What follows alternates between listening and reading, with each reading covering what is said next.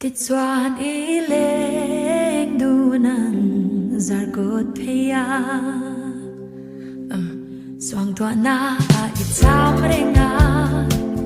thil dang renga leng thelo min han shil fia mai te la izun ngai renga kawai chan hoai sen na song kho min o bia thu trong ka zom kho e bengero a theng thelo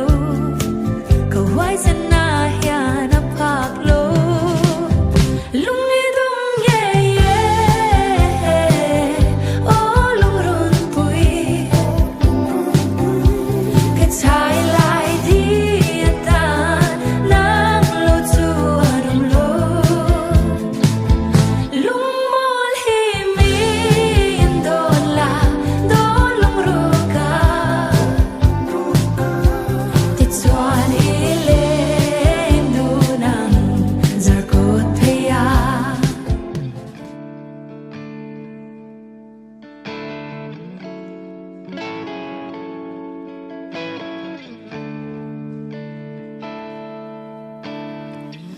Mariak teya har changin kadon kirchi nun lian nu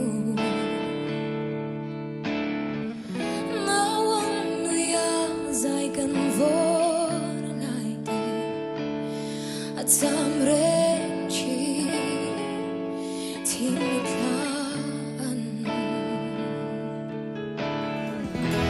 kapal thelo him lai ni te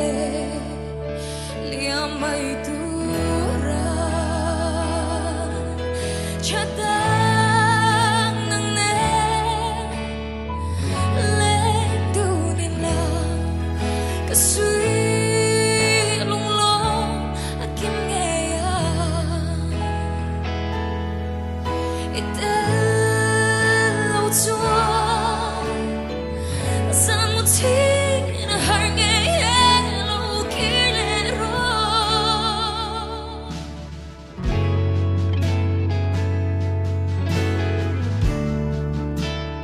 si ar sin sang som seri bong an chan zung long te fan mo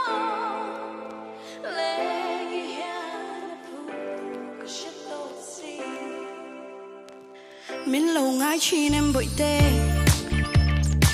Mình ngái cái xia lô Già núi chính thêm lệ